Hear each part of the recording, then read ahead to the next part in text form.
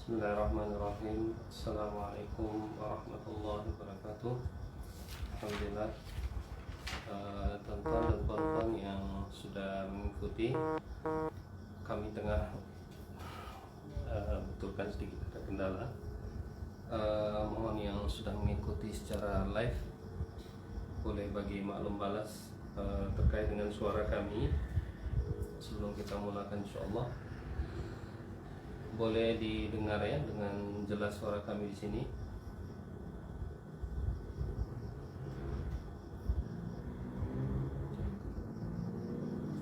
Kak Masura di Bahau, Puan Rohani dekat Singapura.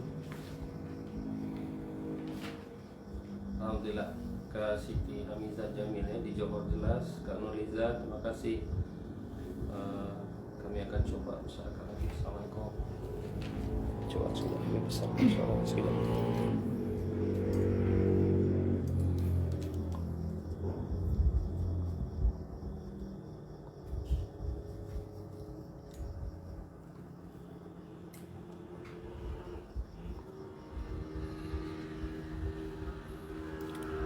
Tak jelas juga. Tunggu main itu. Sekejap ya, sekejap. Oh, agak perlahan berbanding biasa. Katanya. Ya, sekejap. Oke, coba tes dulu. Testing suara dicoba. Gimana suara Ustazah? Oke, dengar. Terdengar jelas ke tidak? Kuat tak suara Ustazah? Coba ya. Sekejap. Tunggu maklum balas. Suara kurang kuat. Ya, yang biasa. Perlahan. Oke, Suara coba. perlahan ya. Kurang jelas. Suara tak seperti biasa ke? Suaranya agak pelan ya. Ini suaranya. Kurang jelas. Dengan pasangan yang itu. Iya. Suara kurang jelas. Memang di setting yang begini ke handphone biasa. Baik ya, kami coba Bukan. kemaskan dulu.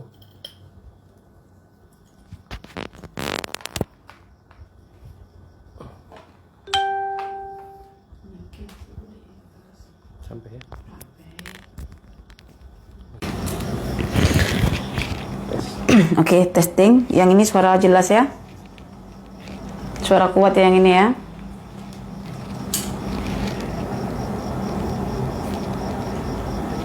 Testing suara. Gimana? Jelas yang ini?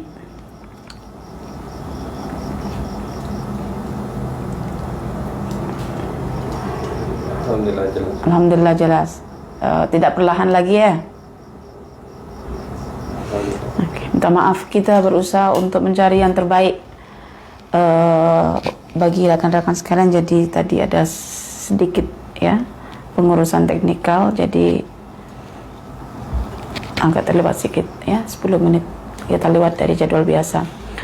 Bismillahirrahmanirrahim. Assalamualaikum warahmatullahi wabarakatuh. Innal hamdalillah nahmaduhu wa nasta'inuhu wa nastaghfiruh wa na'udzu billahi min shururi anfusina wa min sayyiati a'malina may yahdihillahu fala mudilla lahu wa may yudlil fala hadiya lahu. Asyhadu an la ilaha illallah wa asyhadu anna Muhammadan abduhu wa rasuluh. Rabbi shrah li sadri wa yassir li amri wahlul 'uqdatam min lisani yafqahu qawli.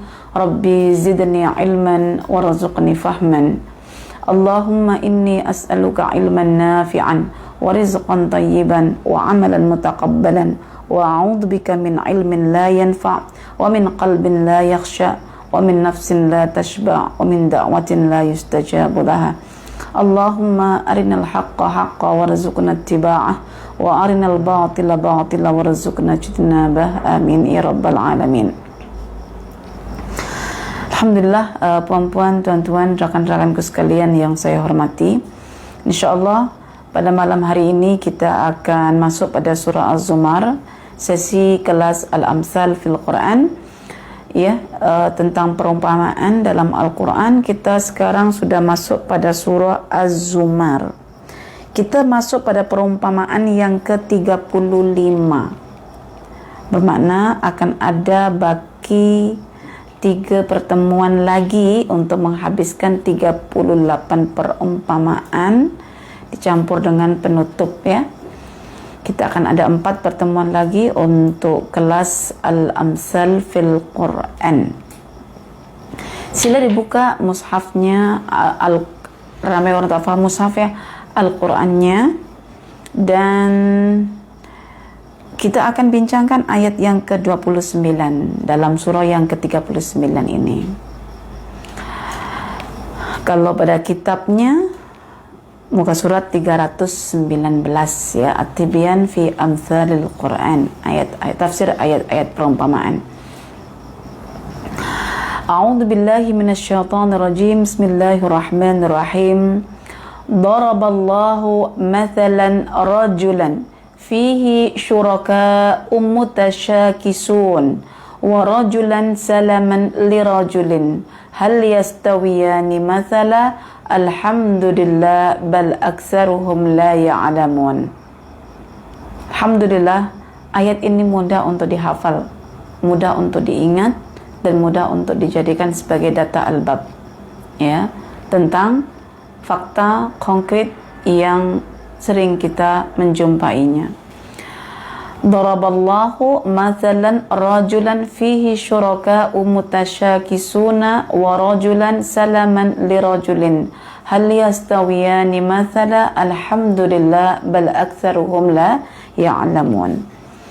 Daraba telah membuat, Allah telah membuat, meletak, menjadikan mathalan satu perumpamaan, yaitu rajulan, seorang lelaki, fihi, yang pada lelaki itu syuraka, dimiliki oleh ramai sekutu, mutasyakisun, yang antara sekutu itu saling berebut khidmat, berselisih untuk diberi khidmat.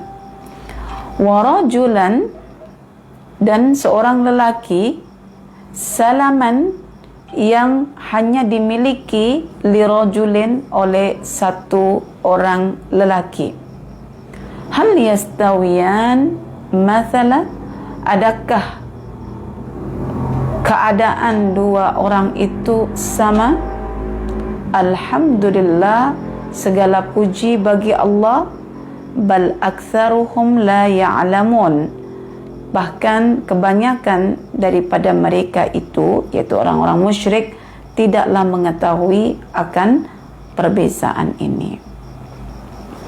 Allah telah membuat satu perumpamaan mengenai seorang lelaki yang dimiliki oleh ramai manusia yang saling berselisih dalam menentukan pengkhidmatan, dan seorang lelaki yang dimiliki oleh satu orang lelaki sahaja. Adakah dua keadaan lelaki itu sama? Segala puji bagi Allah, bahkan kebanyakan mereka itu tidak mengetahui akan hal ini.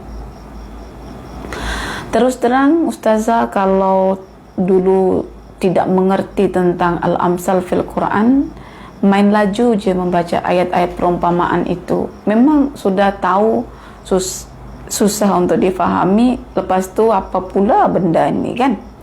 Jadi yang penting tahu sekilas begitu saja, itu bagi Ustazah dulu sudah cukup. Tapi ternyata atas kebodohan, ya, Ustazah ketika itu yang menganggap cukup, ternyata ketika sudah mempelajari tentang perumpamaan, barulah tahu bahwa dahulu berada dalam kesesatan. Kesesatan artinya dalam pemahaman yang keliru, ya, menganggap bahwa membaca itu sudah cukup. Ternyata tidak. Lagi-lagi, puan-puan dan tuan-tuan, kita dalam ayat-ayat perumpamaan sentiasa digesa oleh Allah untuk dapat membezakan dua keadaan. Lagi-lagi, keadaan orang beriman yang bertauhid dan keadaan orang kafir yang musyrik. Ada apa nih? Kenapa ayat-ayat perumpamaan selama saya berinteraksi ustazah tentang iman, kafir, orang mukmin, orang musyrik, tentang munafik, tentang kafir, tentang itu je ustazah. Sampai keadaan orang musyrik itu diumpamakan banyak fakta. Lepas tu antara musyrik dan mukmin dibandingkan dengan cara yang banyak pelbagai. Ada apa nih ustazah? Kenapa diulang-ulang ayat yang seperti ini dalam bentuk yang pelbagai namun kontennya tetap sama? Saya merenung selepas saya membaca tafsiran ini di sudut taman rumah saya. Ya, dalam renungan itu susah untuk menahan rasa haru, rasa sebab, rasa bersalah, rasa ingin bertaubat. Susah untuk membendung air mata sambil bertanya, merenung. Kenapa selama saya belajar perumpamaan ini kan Allah selalu berbincang tentang masalah orang musyrik dan orang mukmin, tentang syirik dan iman. Itu je kenapa ya? Saya bertanya dan saya berusaha untuk mendapatkan jawaban. Ketika kita beriman, iman itu jangan kita fahami hanya setakat hasilan yang apabila terhasil selesai sudah. Bagi saya, iman itu bukan setakat hasil yang dicapai melalui pembacaan terhadap wahyu. Tapi bagi saya, iman itu adalah cara, satu kaidah yang segala urusan kita di dunia ini hanya akan mampu diselesaikan oleh iman.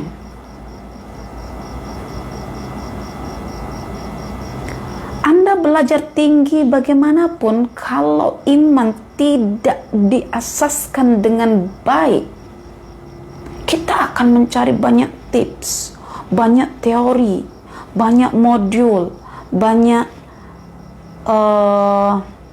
apa lagi? Banyak TikTok, macam-macam lah. Kita akan mencari. Padahal kalau kita tengok orang dahulu, zaman para sahabat, para tabi'in, tabi'ut tabi'in, salafus salih, cara hidup mereka ya ketika beriman. Apa yang susah daripada hidupnya mereka? Mereka rasa nikmat dengan iman, selesai. Tak macam orang sekarang. Kita ini iman dah tak terurus dengan baik, akhirnya mencari cara di luar iman. Sehingga kita sendiri tak sedar kita ini dah beriman ke tidak, tapi sudah just diri kita beriman. Kadang saya merasa malu apabila membandingkan diri saya sendiri dengan orang-orang terdahulu. Tidak banyak teori-teori yang mereka bina, mereka cipta, mereka adopt. Siapa yang tak kenal Umar, Abu Bakar, Uthman, Ali, Talha, Zubair, Sa'ad. Mereka tidak menciptakan banyak teori, tapi iman itu yang akan membuka segala sisi-sisi kegelapan hidup mereka.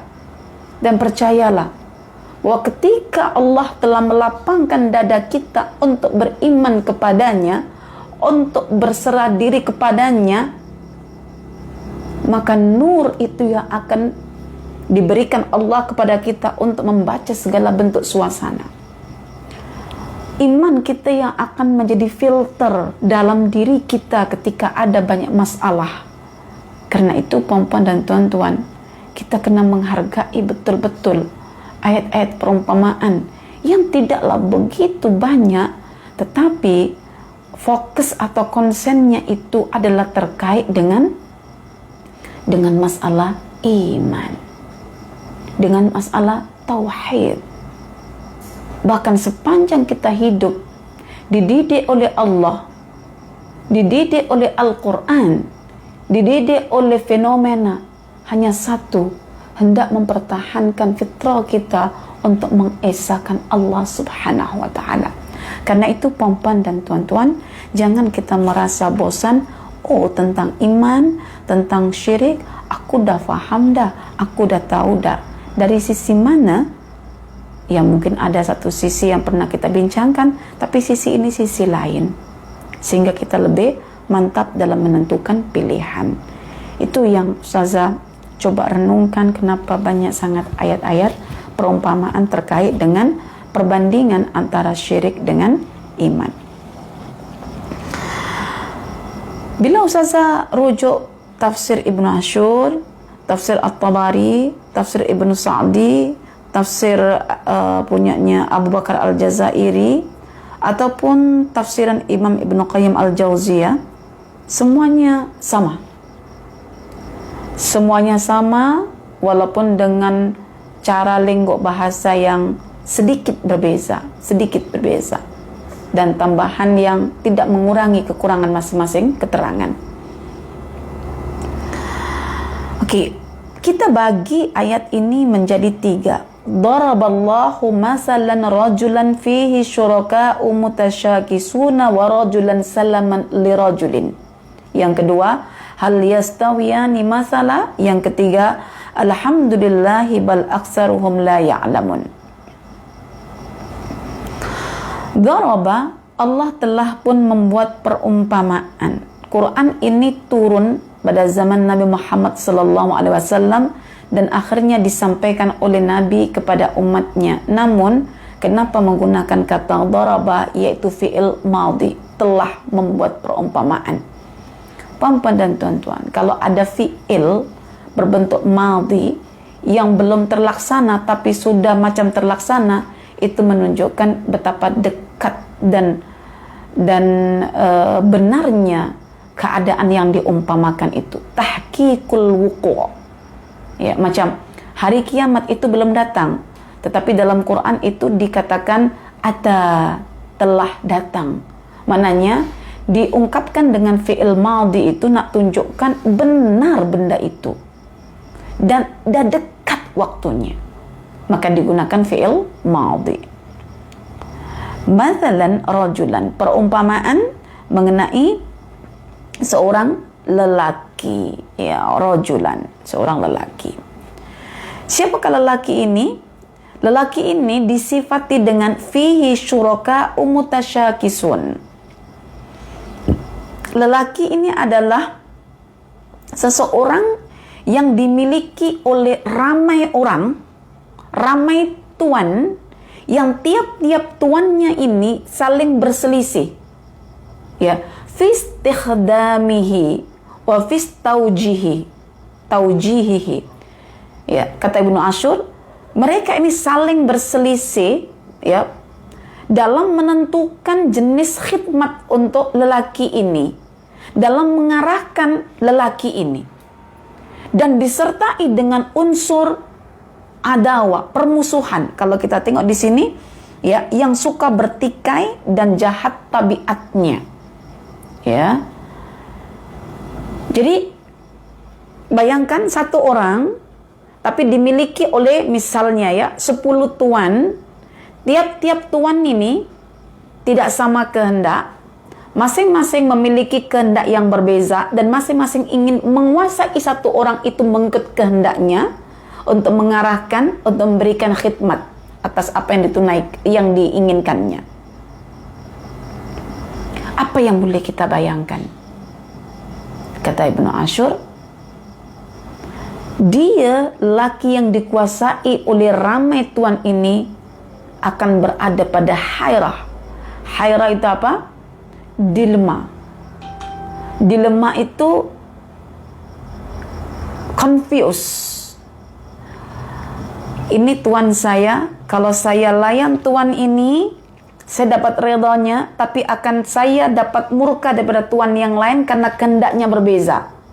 Kalau saya layan yang tuan ini, ya, kehendaknya yang tuan pertama tidak sesuai, maksudnya tidak sama keinginannya. So, saya dapat ridha dari Tuhan yang saya layan, dan saya dapat murka dari Tuhan yang tidak saya layan. Nah, layan semua dalam satu waktu yang sama itu mustahil untuk saya lakukan. Akhirnya didera oleh perasaan serba bersalah.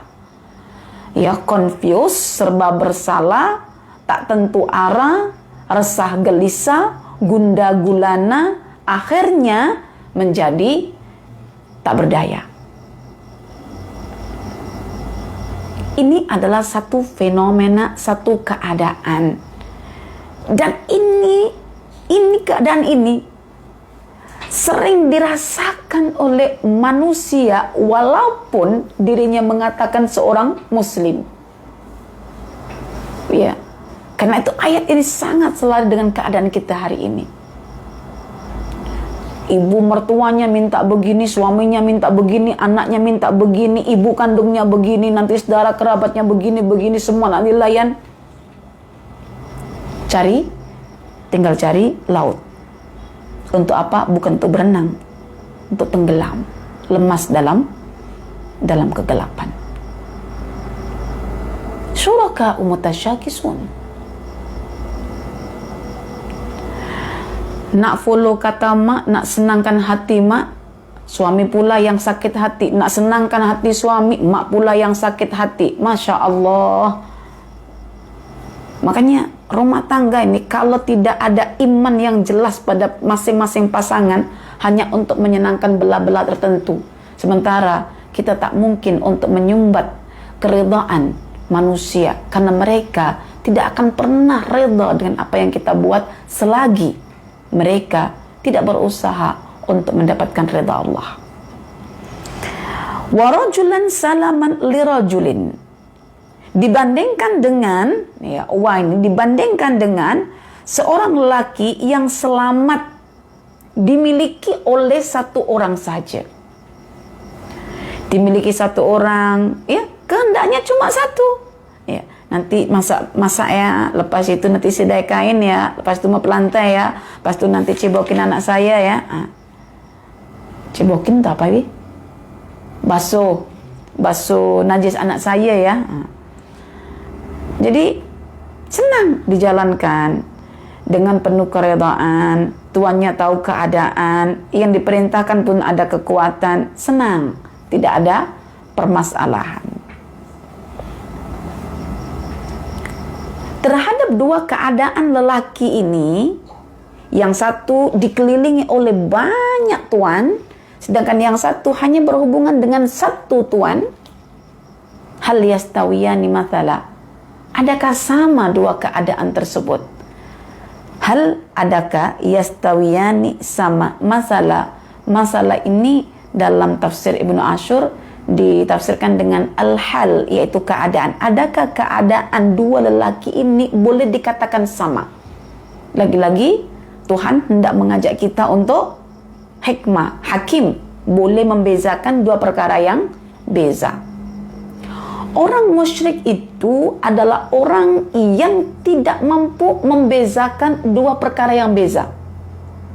Bagi mereka, bertuhan Allah saja atau bertuhan ramai Allah, maksudnya ramai Tuhan, itu sama aja, tak ada masalah. Karena bagi mereka itu sama aja, sedangkan dalam pandangan Allah itu tidak sama, maka bagaimana cara mengubah persepsi mereka agar tidak menyamakan dua perkara yang berbeza?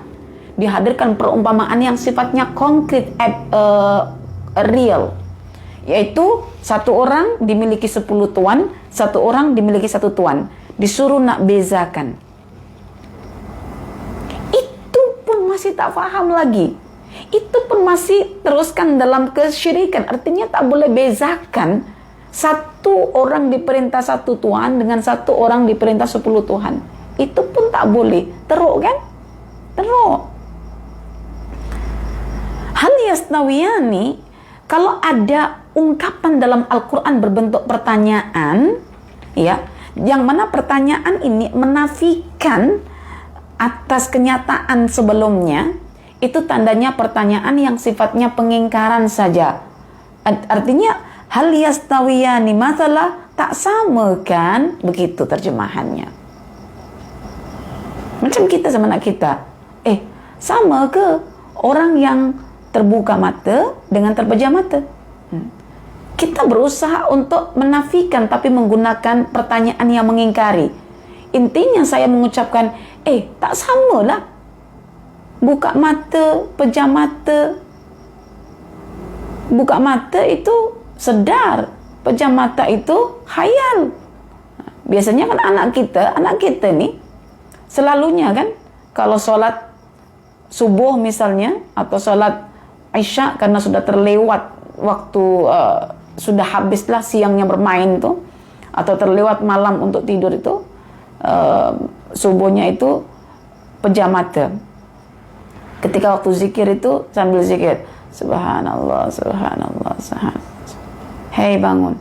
Iyalah ada bangun dah ni. Bangun, mata terpejam. Ada ke mata terpejam itu bangun? Terjaga. Itu pun tak boleh bezakan antara mata terpejam itu khayal dengan mata terbuka itu sedar. Itu pun tak boleh bezakan. Jadi sebetulnya perumpamaan ini kaya dengan apa ya? Kaya dengan cara untuk merangsang akal manusia agar mampu untuk membezakan dua perkara yang berbeza dan menyamakan tentunya ya dua perkara yang sama. Karena itu puan-puan dan tuan-tuan, dalam bab mengajarkan tauhid, ya, Allah sentiasa melatih kita untuk membezakan dua perkara yang berbeza. Jika Allah sahaja mengajar kita untuk membezakan dua perkara yang berbeza itu melalui perumpamaan, kenapa kita tak mencoba cara ini untuk anak-anak kita? Anak-anak kita pun karena tak terdedah dengan fakta-fakta, kadang tak boleh imaginekan macam mana ya satu orang diperintah 10 Tuhan. Ya. Okey, maka kita coba untuk merangsang deria kita, merangsang deria anak-anak kita melalui objek-objek yang ada di sekitar kita atau di sekitar mereka. Ya, karena alam semesta itu sentiasa akan mengajarkan kita untuk bertauhid. Jawaban di sini ya atas persoalan yang berbentuk ingkar ni, hal yastawiyani masalah, jawabannya alhamdulillah, segala puji bagi Allah. Apa kena mengena ni Ustaz jawaban macam ini? Patutnya kan kalau ada hal yastawiyani masalah, la yastawiyan, tak sama pun, kan begitu. Maksudnya alhamdulillah itu segala puji bagi Allah yang telah membezakan antara yang hak dengan yang batil melalui perumpamaan ini. Alangkah bijaknya Allah, maka segala puji hanya bagi Allah yang telah mengajar kita untuk bertauhid melalui perumpamaan ini. Itu maksudnya.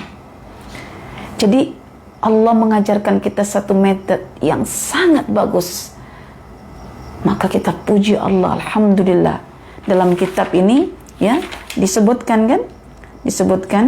bahwa segala puji bagi Allah atas kejelasan mana yang hak dan mana yang batil, serta menunjukkan kepada orang-orang yang tidak mengetahui melalui perumpamaan ini. Ini boleh dirujuk pada tafsir Ibnu Sa'di ya. Tafsir As-Sa'di itu bagi saya antara tafsir yang tinggi tetapi gaya bahasanya sangat mudah dalam bentuk conclusion yang ringkas. Jadi itu alhamdulillah, segala puji bagi Allah, maknanya Allah itu hanya ada kesempurnaan padanya. Ya, ataupun ya, jawaban alhamdulillah itu adalah sudah tentu bahwa kita ini memang dimiliki oleh Allah, maka kita kena ikhlas untuk dimiliki Allah karena Allah itu Tuhan yang sempurna dan kita menghendaki yang sempurna, maka kita akan puas hanya diatur oleh yang sempurna. Alhamdulillah. Bal aksaruhum la ya'lamun, akan tetapi kebanyakan orang-orang musyrik, kebanyakan artinya sebagian sudah ada yang beriman. Kebanyakannya orang musyrik ini mereka tak tahu ya bahwa ya la ya'lamun, objeknya tidak ada ya, maf'ulnya, bahwa menyekutukan Allah dengan mengesahkan Allah itu dua perkara berbeza. Mereka tak tahu. Allah, pernah tak Anda rasa heran dengan seseorang? Aku heran lah, kenapa orang ini benda begini je tak faham? Padahal senang je nak faham ni. Saya sangat heran, benda yang simple, ringkas, dia pun tak faham ke? Sama orang musyrik pun begitu, mengundang keheranan di antara kita. Takkan satu orang dimiliki 10 orang dengan satu orang yang dimiliki satu orang itu sama? Macam mana boleh? Itulah akal manusia. Berbeza-beza tingkatannya sejauh mana rangsangan yang pernah dilakukan semasa hidupnya. Kalau tak pernah dirangsang, memang tumpul, jadinya tepu dan susah untuk berpikir. Jadi melalui perumpamaan ini nampak ya akhirnya mana yang hak, mana yang batil. Akan tetapi orang musyrik tidak tahu akan perbezaan yang hak dan batil walaupun digunakan perumpamaan yang bersifat konkret atau real. Jadi kesimpulan daripada tafsiran ini ya adalah dua orang lelaki, yang satu dimiliki oleh 10 orang, yang satu dimiliki oleh satu orang itu tidak sama keadaannya, maka satu di antara yang dua itu tadi ada yang diutamakan, ada yang lebih baik begitu, maka kita kena memilih mana yang terbaik.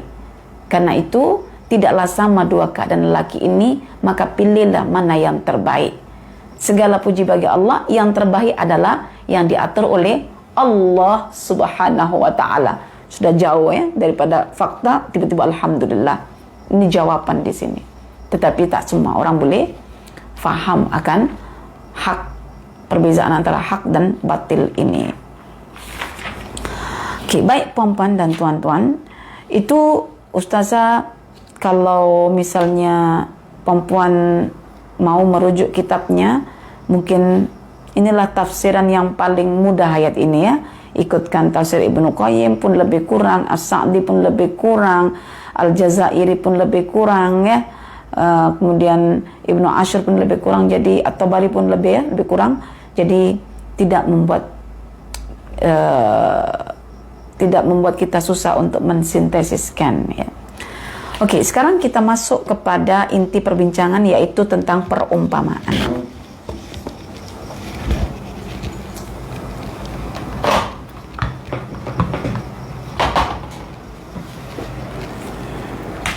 Ya. Al-amthal. Okey, karena whiteboardnya besar, sekarang dah tukar dawat yang besar. Pertama adalah al-musyabbah, yang diumpamakan. Yang kedua adalah al-musyabbah bihi, dan yang ketiga adalah wajhus syabbah. Okey, al-musyabbah bi wajhus syabbah. Siapa yang diumpamakan, dengan apakah dia diumpamakan, dalam hal apakah wujudnya perumpamaan. Okey, ada dua keadaan yang diumpamakan. Pertama adalah keadaan orang kafir musyrik ya, al-kafirunal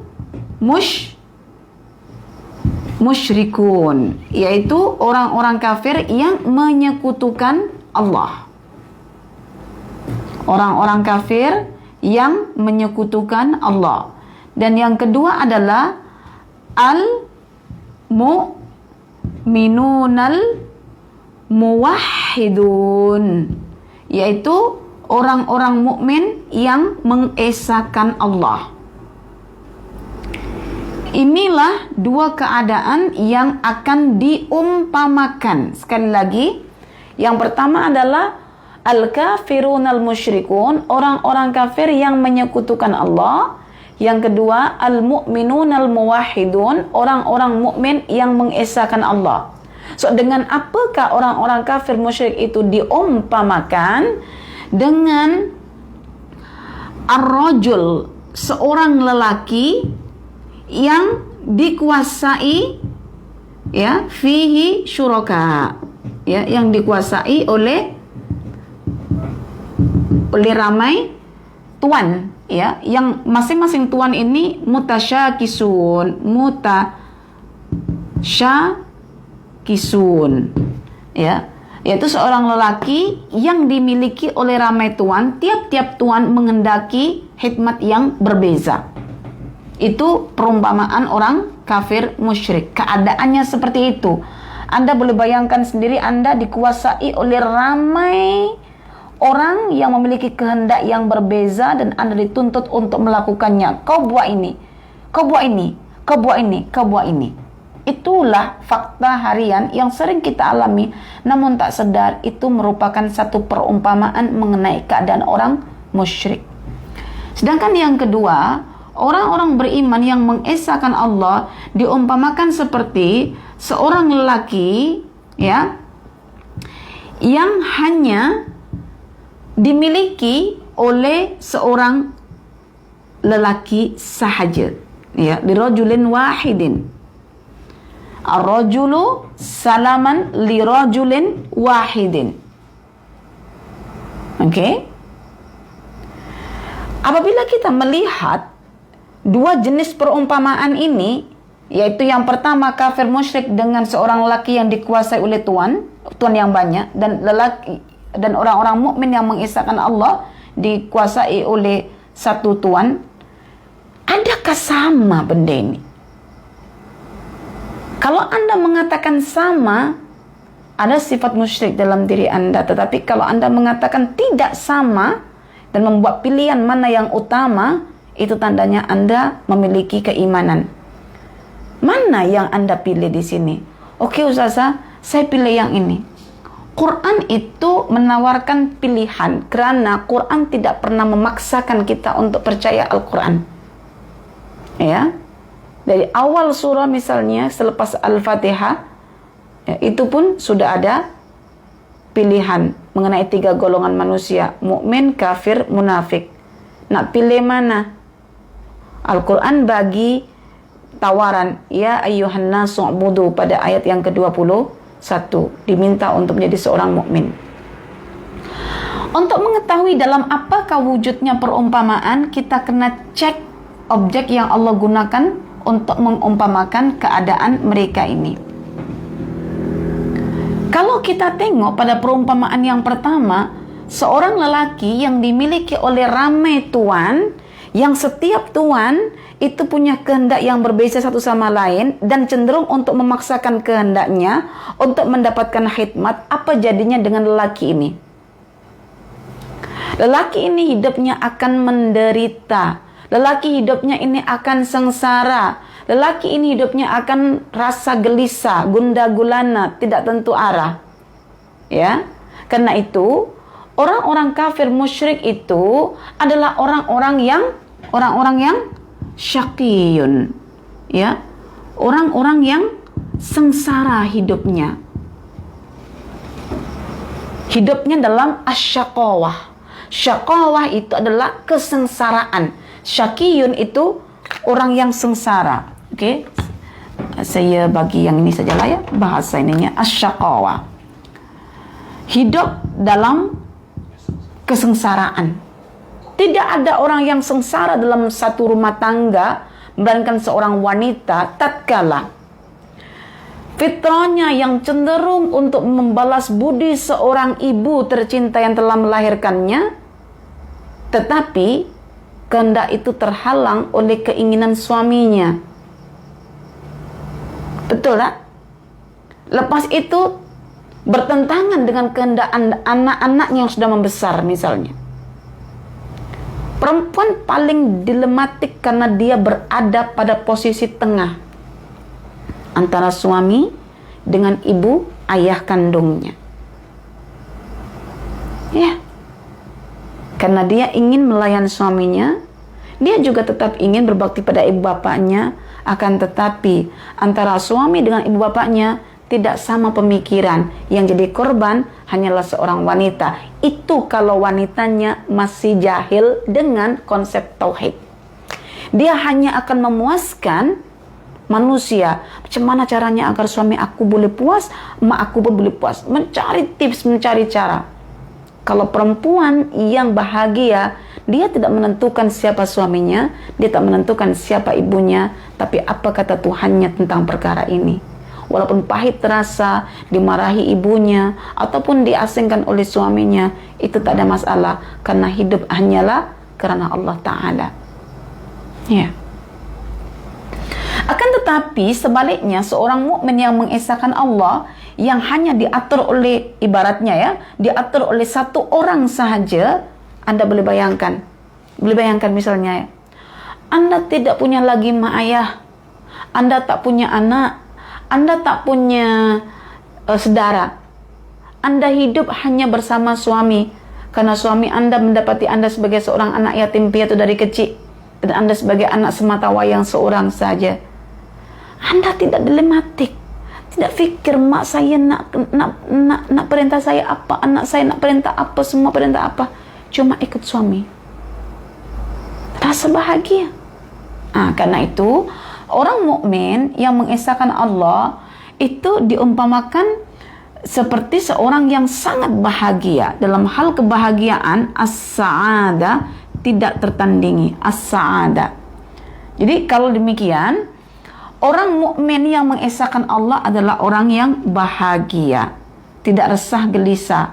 Akan tetapi orang-orang kafir yang menyekutukan Allah adalah orang yang sengsara, hidupnya diliputi oleh keresahan dan juga kegelisahan. Sekarang pilih, nak hidup resah gelisah ke, nak hidup tenang, damai, sentosa? Mungkin akan pilih yang tenang, damai, dan sentosa. Itu pilihan kita. Tapi nak pilih itu, kita kena menjadi seorang mukmin yang hanya mengesahkan Allah. Dan kita sampai sekarang ini kadang kehilangan kebahagiaan, kehilangan ketenangan, kehilangan keharmonian. Ya karena kita klaim diri kita seorang mukmin, tapi dalam ilusi keimanan kita tak beriman sebetulnya, masih kurang iman kita, sehingga Allah memberikan kita ketidaktenangan itu sebagai satu trigger bahwa kita ini masih ada benda yang kurang dalam hal keimanan. Ya. Jadi kegelisahan itu pendeteksi atas keadaan kita ini baik ke tidak. Bila dah tenang, itu tandanya kita dalam keadaan iman yang sempurna. Oke. Baik puan-puan dan tuan-tuan, kita boleh gambarkan misalnya ya, poin yang pertama ini ya. Ini manusia, rajulun, seorang laki, yang dalam hidupnya dia memilih untuk bertuhan lebih daripada satu. Misalnya ya, ada Tuhan A, ada lagi Tuhan B, ya, ada lagi Tuhan C, ada lagi Tuhan D, ya. Diperintah oleh banyak Tuhan dari berbagai arah lah, sini pun diperintah, ini pun diperintah ya. Ketika kita posisikan ini kita misalnya yang dimiliki oleh 1, 2, 3, 4, 5, 6 tuan, yang dimiliki oleh 6 tuan, tentu tiap-tiap tuan ini akan memiliki kehendak yang berbeza. Apabila kita layan kehendak ini, oke, Tuhan ini minta agar kita berdiri. Ya. Kita rasa bahwa kita telah memuaskan Tuhan ini, kita mendapatkan redha Tuhan ini, tetapi ini belum tentu redha. Karena kehendaknya yang ini adalah kita supaya duduk. Bayangkan, kita yakin ada Tuhan-Tuhan seperti ini. Kita hanya layan satu Tuhan, ikut kapasiti kita, kemampuan kita. Dapat redha ini murka. Cari redha ini, yang ini murka.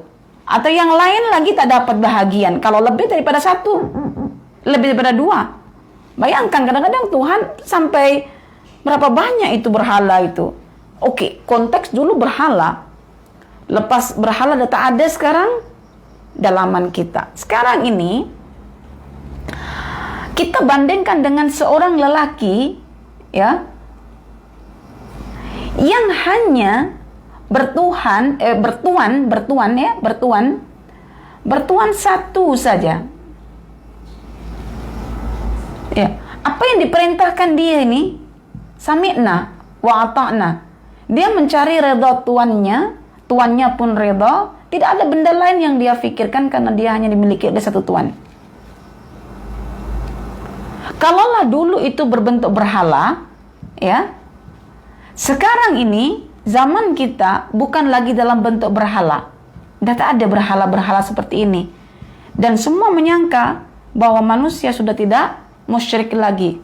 Ada berhala di sini ini dengan pelbagai lapisannya. Ada berhala syahwat, berhala syubhat, berhala nafsu, berhala hawa, berhala waswas syaitan. Semua duduk kat sini. Yang semua diikuti. Masya Allah, boleh dibayangkan. Semua keinginan yang dicetuskan oleh Hawa berusaha untuk dipenuhi semuanya. Karena itu, tidak ada orang yang sanggup membunuh dirinya sendiri, melainkan karena dia didera oleh penyakit syirik. Tapi dia ustazah yang bunuh diri. Ya, nanti kita akan buktikan selepas ini dalam satu bentuk renungan. Kalau yang ini happy aja. Tinggal kita pilih. Walaupun misalnya kita berusaha untuk mengenepikan yang di dalam kita ini, seperti hawa kita, nafsu kita, level ketiga yang paling teruk adalah ketika manusia itu menuhankan dirinya sendiri sebagai Tuhan. Aku adalah Tuhan bagi diri aku sendiri. Itu yang paling berbahaya, level yang ketiga. Ya, level yang ketiga yang sudah tidak perlu lagi dengan adanya Tuhan, tetapi baginya dirinya lah Tuhan untuk orang itu sendiri, sehingga tidak perlu bergantung kepada Allah Subhanahu wa Ta'ala. Baik, ini hanya setakat gambaran ringkas mengenai pemaknaan, ya, mengenai pemaknaan perumpamaan. Adakah perumpamaan yang seperti ini, ya, relevan, selari dengan keadaan kita hari ini? Sangat selari, ya, sangat selari. Saudara bagi tahu, ya, perempuan dan tuan-tuan sekalian,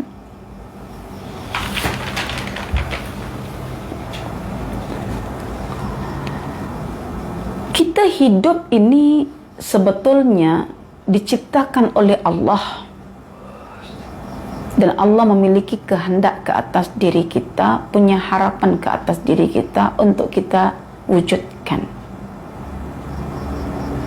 Dan ketika kita diciptakan oleh Allah, tujuan kita diciptakan adalah untuk menyembahnya, sehingga Allah berfirman, fa'akim wajhaka lid-dini hanifa fitratallahi allati fataran nasa 'alaiha la tabdila li khalqi. Menjadi seorang mukmin yang mengesahkan Allah ini cenderung ataupun selari dengan fitrah manusia. Kita hidup dari detik ke detik, menit ke menit, jam ke jam, ya, siang ke malam, hari ke hari, minggu ke minggu, yang membentuk umur kita hanya untuk menjaga kesucian fitrah kita, yaitu hanya mengabdi kepada Allah yang Esa.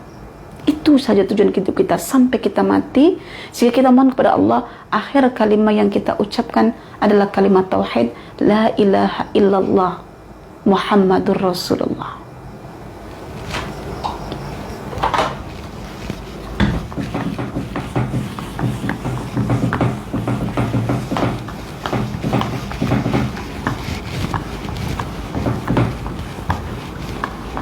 Sekali lagi saya tekankan, kita hidup ini sampai kita mati hanya satu yang Allah harapkan, agar kita menjaga kesucian fitrah kita, yang Allah telah meletakkan satu fitrah dalam lapisan hati kita untuk mengesahkannya sampai kita mati. Bagaimana cara kita menjaga fitrah itu agar tidak tercemar? Cara menjaga fitrah itu agar tidak tercemar adalah dengan mempelajari wahyu Allah, karena wahyu itu akan selaras dengan fitrah. Menderia alam semesta, karena alam semesta itu manifestasi nama-nama Allah yang menunjukkan pada kuasa dan keesaannya. Jadi kalau mata kita memandang, tujuannya untuk menjaga fitrah kita, yaitu apa? Memandang untuk mendapatkan keagungan Allah. Kalau telinga kita mendengar ayat-ayat Al-Quran untuk menjaga fitrah kita, agar fitrah ini tetap mengesahkan Allah, sami'na wa ata'na ya Allah. Kita baca Quran, kita tak tahu tujuan baca Quran nak apa, nak jaga fitrah kita. Karena itu puan-puan dan tuan-tuan, mengesahkan Allah adalah fitrah kita.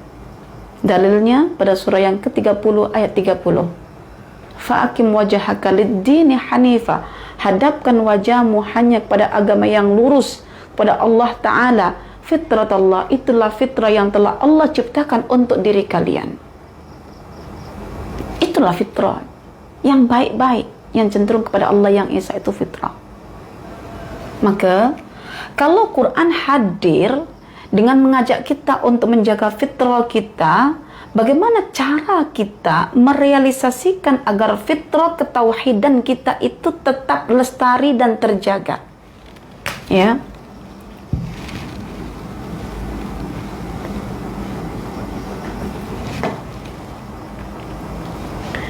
Kita memiliki lapisan hati, ya, yang kedua dari dalam, namanya fuad, ya, fuad. Fuad.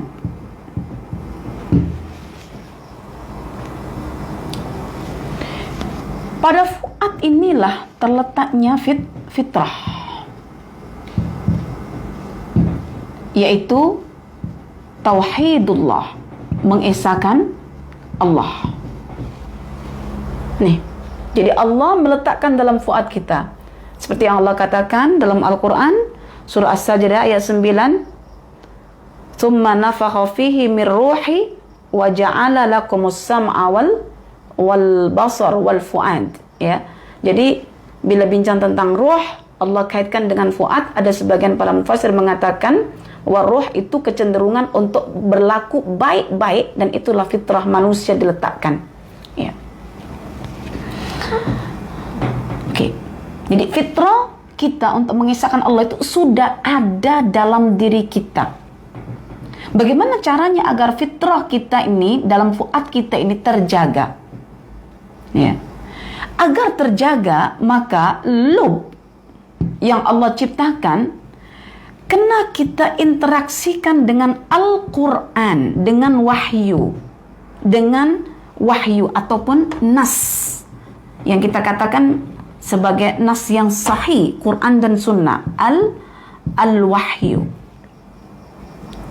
Untuk menjaga fitrah itu juga kita kena jalankan kerja fuad ini agar dia berinteraksi dengan alam semesta ataupun fenomenanya. Al-kaun, ya, at-takwin, ya. Saya katakan al-kaun wa takwin. Ayat-ayat takwiniyah. Al-kaun, ya, al-kaunu, alam, wa takwin, yaitu kejadian alam semesta. Di sini ada qalbu.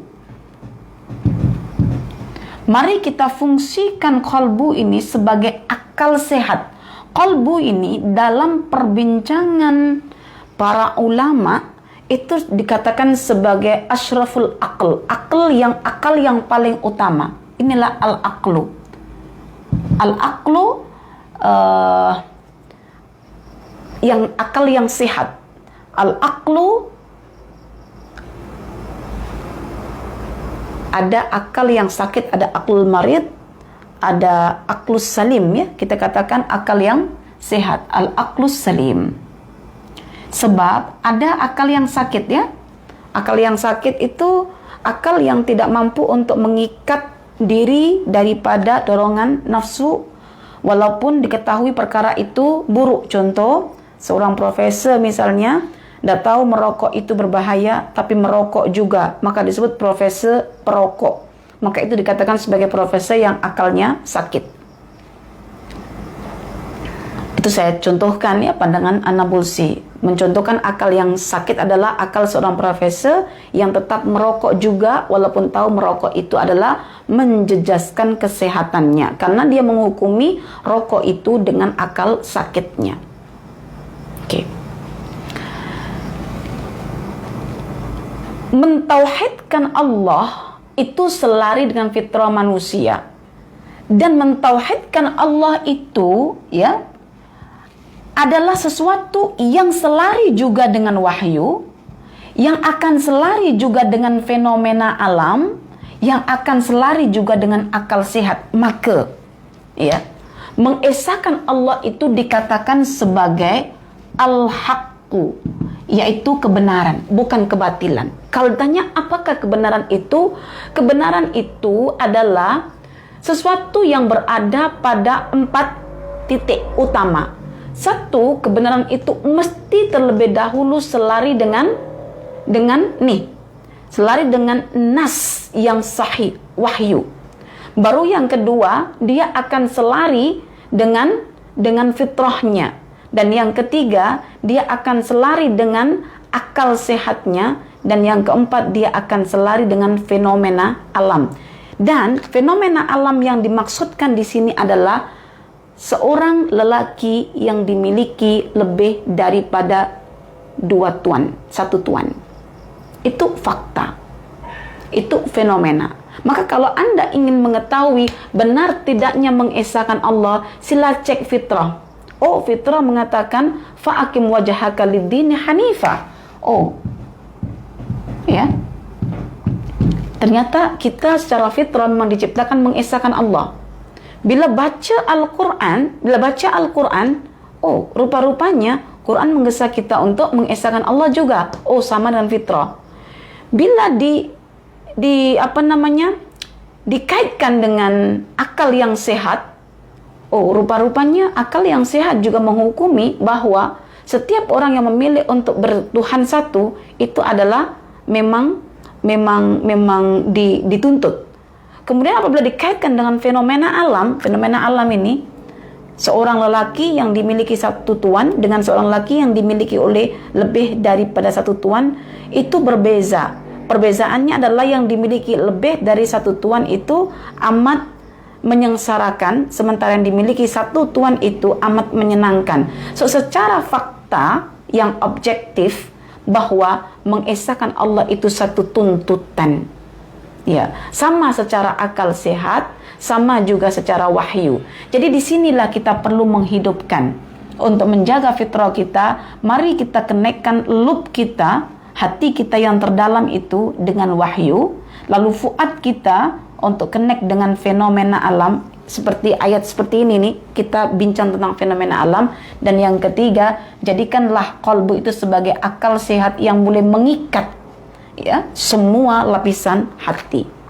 Dari sini, puan-puan dan tuan-tuan, saya boleh menyimpulkan bahwa tidak ada sebetulnya orang yang melakukan tindakan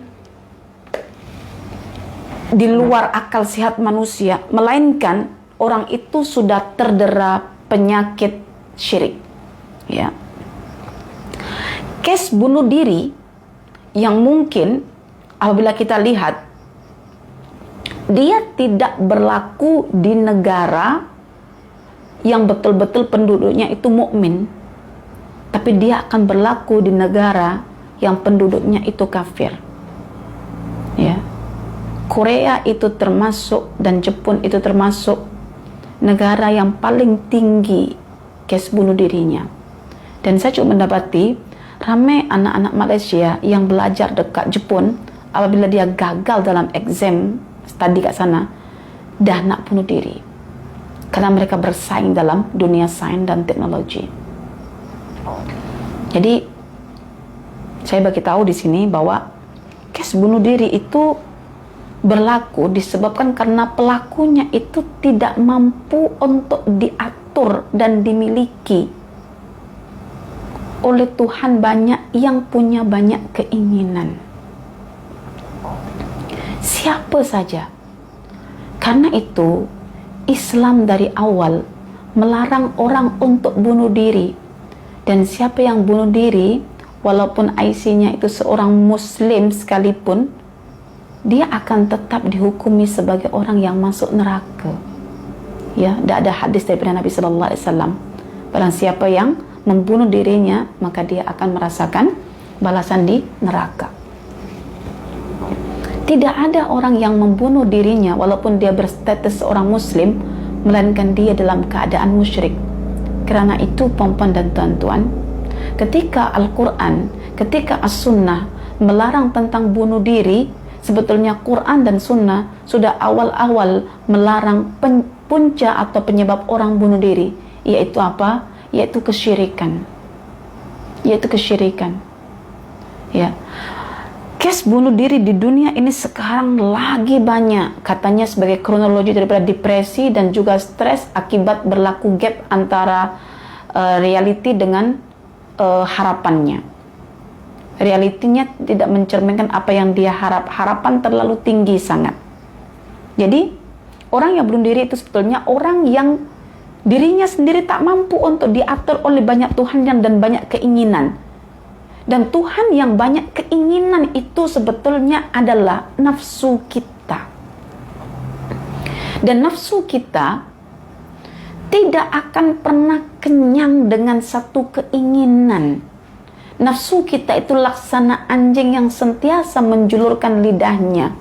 Sama ada ketika anjing itu diberi makanan ataupun tidak, tetap menjulurkan lidahnya. Ya. Nafsu itu tidak akan pernah kenyang selagi tidak disumbat dengan tanah kuburan. Makanya kita diminta oleh Rasulullah SAW berlindung diri kepada Allah daripada nafsu yang tidak pernah kenyang. Allahumma inni a'udzubika min nafsin la tashba.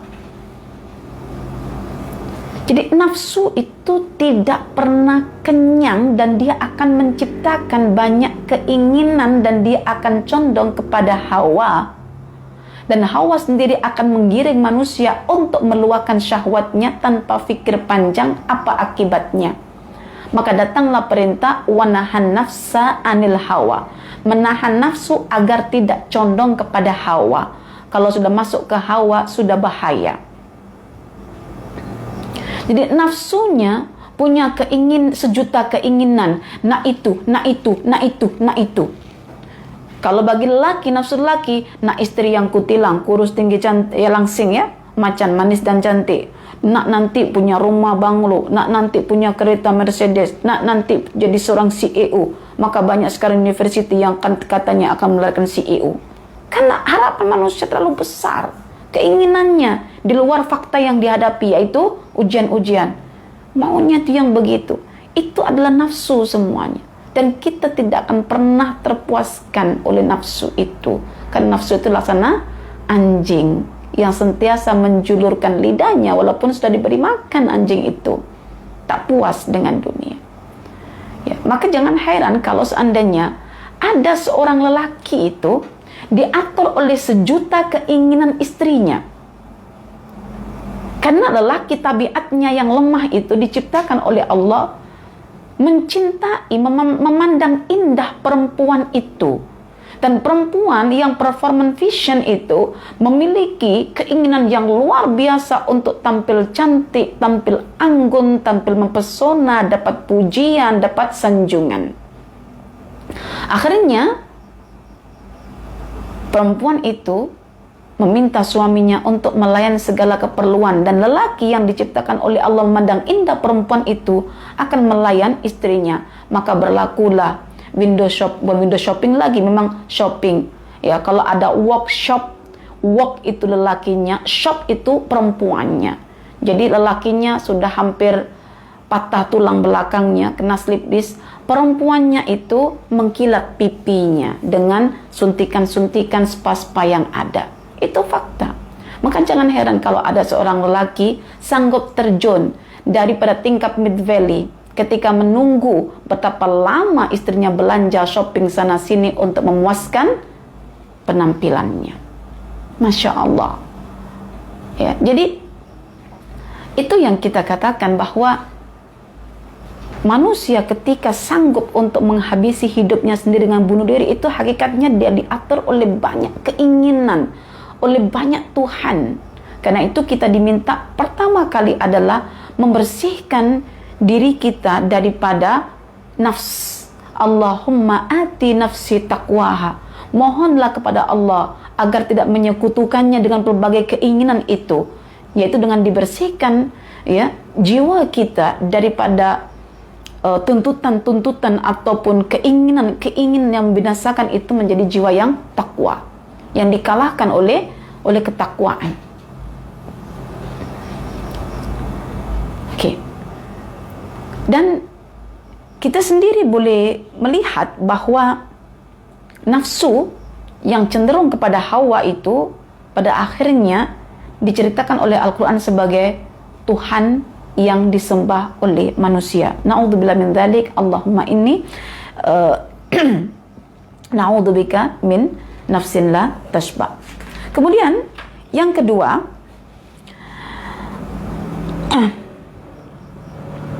ketika manusia sudah berusaha untuk menyelamatkan diri daripada dorongan nafsunya, ya, hawanya, mari kita berusaha untuk melepaskan diri kita daripada kekaguman dengan diri sendiri.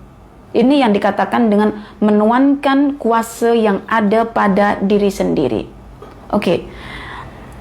Jangan sekali-kali kita meletakkan pelbagai afirmasi untuk kuasa diri kita.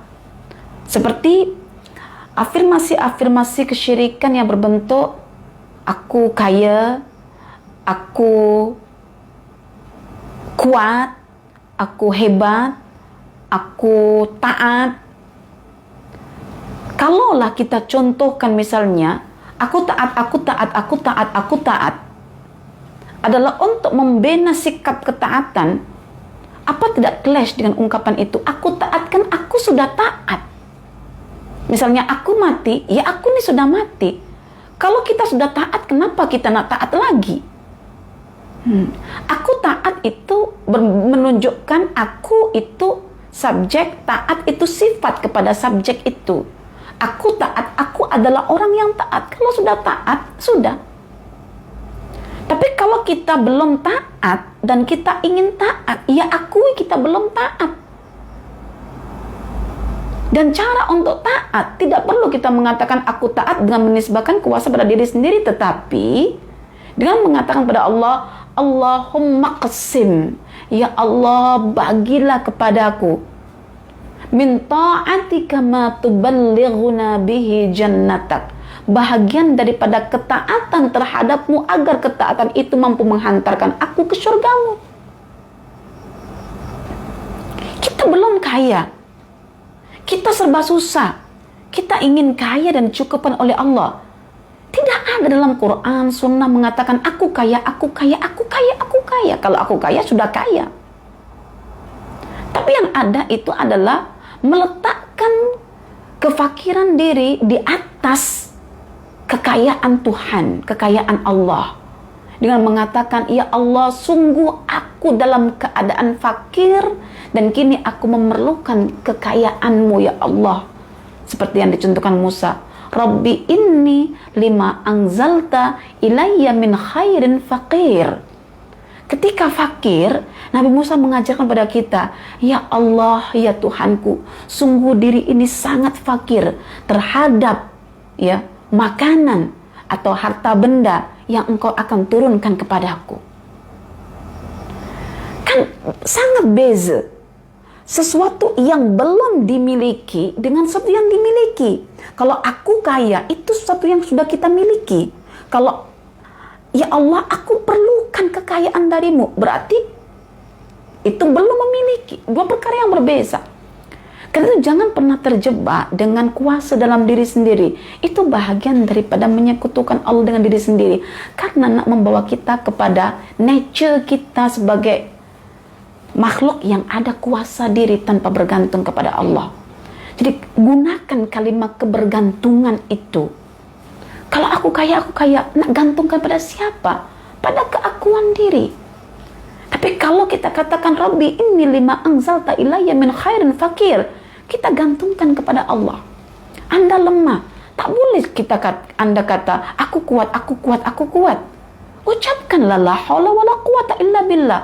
Ataupun kita bersandar kepada Allah, ya Allah, tidak ada daya dan kekuatan melainkan ketika aku bersandar kepadamu. Allah mau digitukan sebetulnya. Coba jelas ke kalimat yang kita sebutkan. Aku kaya, aku kuat, aku taat, aku hebat. Dengan, ya Allah, sungguh diri ini sangat lemah. Di atas kekuatanmu ya Allah, hamba bersandar, hamba tak mampu. Kita sebagai parent misalnya, sudah penat mendidik anak kita nak supaya kuat. Kita sebut depan anak kita yang kita sudah stres. Aku kuat, aku pokoknya kuat. Nah, tak boleh. Kita kena merintih pada Allah, ya Allah, sampai di sini ya Allah. Aku tak mampu untuk menguruskan amanahmu ya Allah, maka aku serahkan kelemahanku ini di atas kekuatanmu ya Allah. Itu yang namanya kalimat bersandar. Kalau aku kuat, itu kan bersandar. Nah, bersandar itu bahagian daripada tauhidullah. Akhirnya hidup kita itu selesa. Kenapa? Kita sudah luahkan kepada pemiliknya. Ya. Jangan bebankan diri dengan ini. Saya bagi tahu, Anda kalau menggunakan afirmasi barat itu Anda membebankan kuasa pada diri sendiri. Dan Aisyah radhiyallahu anha telah berkata dalam hadisnya, barang siapa ya yang dalam hidupnya hanya sibuk dengan dirinya sendiri, maka Allah akan menyerahkan segala urusan itu pada dirinya sendiri. Sendiri maksudnya orang itu. Barang siapa yang hanya sibuk dengan orang lain, maka Allah akan serahkan urusannya itu pada orang lain. Tapi barang siapa yang sibuk hanya bergantung kepada Allah, maka Allah yang akan mengurusi urusannya. Sekarang, tolong kalau berkata-kata, ungkapkan kepasrahan, ketundukan, dan pergantungan hanya kepada Allah. Allah As-Samad, alladzi lam yalid wa lam yulad wa lam yakul lahu kufuwan ahad. Sekarang ini perempuan, perang pemikiran sudah berada di seluruh penjuru dunia Islam. Karena itu perempuan dan tuan-tuan, sebelum saya tutup di sini, sebagai ringkasannya, kenapa Allah sentiasa dalam ayat-ayatnya mengajak kita untuk mengesahkannya? Tanpa kita mengesahkan Allah, kita akan terdera satu azab. Dan azab itu dikatakan sebagai perasaan takut. Dan hidupnya akhirnya kalut. Belum lagikah kita mendengar firman Allah dalam surah Asy-Syu'ara ayat 213, "Fala tad'u ma'allahi ilahan akhar fatakuna minal mu'adzabin." Jangan engkau seru Tuhan bersama Allah, itu ada Tuhan lain. Jangan sekutukan Allah. Jika kamu sekutukan Allah dengan Tuhan-Tuhan yang lain, sama ada dengan nafsu kamu, dengan diri kamu sendiri, maka ketahuilah engkau akan terazab. Tahukah azab? Hukuman yang sebahagian didahulukan Allah dekat dunia sebagai satu bentuk rahmatnya, tapi jarang difahami sebagai rahmat. Hukuman itu adalah ketakutan yang luar biasa. Maka Allah berfirman dalam surah yang ketiga ayat 151, "Sanulqi fi qulubil ladzina kafaru ar-ru'ba bima asyraku." Allah akan meletakkan dalam kalbu, ya, dalam kalbu seorang kafir yang musyrik rasa ketakutan, di mana ketakutan ini sudah melintas dalam sodrunya lalu menembus masuk dalam kalbunya sehingga kalbunya menjadi tercekam perasaan takut. Namun sebaliknya, ketika Allah melarang kita untuk menyekutukannya, bermakna Allah memerintahkan kita untuk mengesahkannya. Untuk apa kita mengesahkannya? kita mengesahkannya adalah agar hidup kita itu diliputi, ya, bukan diliputi, lepas daripada azab. Ya, kalau menyekutukannya akan kena azab. Kalau tidak menyekutukannya akan terlepas daripada azab. Allah berfirman dalam surah yang keempat ayat 147. Ya. Ma yaf'alullahu bi'adzabikum in syakartum wa amantum. Allah tidak akan mengazab seorang hamba apabila hamba itu mau bersyukur dan dia beriman. Ya, beriman kepada Allah. Dan tahukah bentuk daripada ketiadaan azab itu? Allah mengatakan dalam Al-Quran, ya, mengenai kesudahan yang baik bagi orang-orang yang tidak menyekutukan Allah. Ya, kalau orang musyrik tadi diliput ketakutan, lawan takut itu adalah aman. Allah berfirman dalam surah Al-An'am, surah yang ke-6 ayat yang ke-82, alladzina amanu wa lam yalbisu imanahum bidzulmin ulaika lahumul amn. Orang yang tidak mencampurkan kesyirikan sama sekali dalam imannya, maka dia akan dapat keamanan. Maka Allah berfirman, wa amanahum min khauf. Allah mengamankan mereka dari ketakutan. So, takut miliknya orang musyrik, aman miliknya orang mukmin. Aman menuju bahagia, takut menuju sengsara. Lalu di mana kita memilih?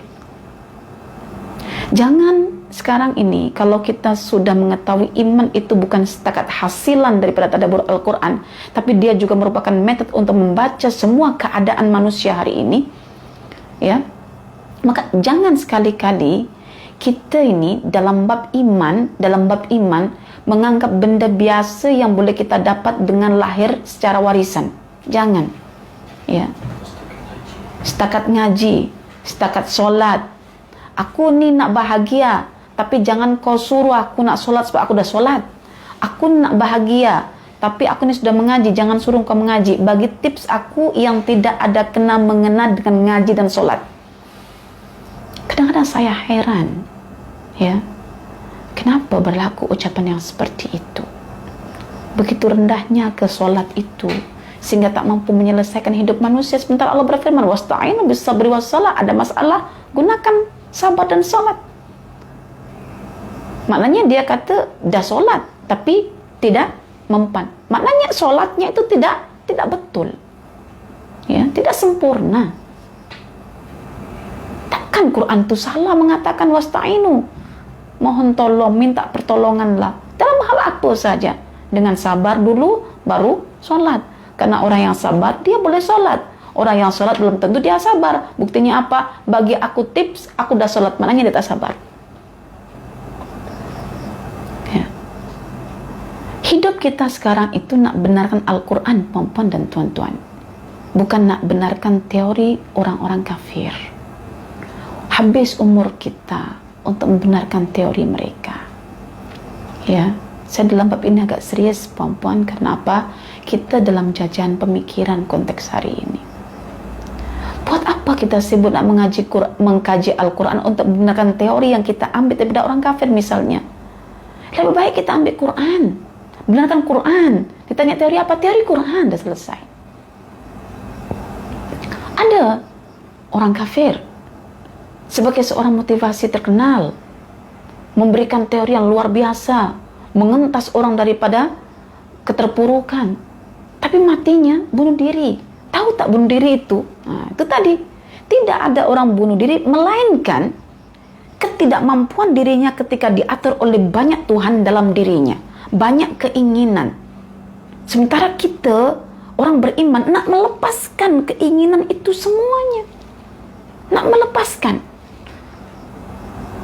Oke, jadi puan-puan nanti PKP sudah dibuka misalnya, tidak lagi di PKP misalnya, raya nanti sudah boleh pergi balik kampung. Jangan bergaduh dengan suami, nak pergi kampung mana? Kampung suami ke kampung istri? Jangan bergaduh. Kita bukan diatur oleh keinginan syahwat kita, keinginan nafsu kita, hawa kita, tapi kita diatur oleh Al-Quran. Fikirkan baik-baik, musyawarahkan yang terbaik, mana yang terbaik untuk dilalui, tanpa ada unsur untuk memenangkan urusan diri sendiri. Orang yang bahagia adalah orang yang mampu membahagiakan orang lain walaupun dirinya sanggup untuk berkorban. walaupun dirinya sanggup untuk berkorban. Ya, jadi itu perempuan dan tuan-tuan, 3 perkara yang perlu kita ingat ya untuk menjaga diri kita daripada kemusyrikan itu. Hindarkan diri daripada berhala-berhala yang nampak nyata. Yang kedua, hindarkan diri daripada berhala-berhala dalam diri kita yang terbalut dalam dorongan nafsu ya, syahwat, hawa, waswas syaitan. Dan terakhir, hindarkan diri daripada kuasa keakuan diri. Ya, hindarkan diri daripada kuasa keakuan diri. Ya. Jadikanlah kisah-kisah orang terdahulu sebagai perumpamaan untuk kita hari ini. Ya. Orang-orang yang hidup dalam lingkaran syahwat hancur karena syahwatnya, sementara orang-orang yang hidup karena mencari ridha Allah selamat dengan keridhaan Allah. Semoga Allah membantu kita dalam hal ini, dan semoga Allah juga mendidik kita dalam hal ini, sentiasa mengisi lub kita dengan wahyunya, mengisi fuad kita dengan fenomena-fenomenanya, dan mengisi kalbu kita dengan kemahiran-kemahiran untuk menaklukkan dorongan-dorongan syahwat, nafsu, ataupun hawa kita. Aqulu qawli hadza wa astaghfirullah li wa lakum, usikum wa nafsi bitaqwallah, faqad faza al-muttaqun. Wabillahi taufiq wal hidayah. Wassalamu alaikum warahmatullahi wabarakatuh.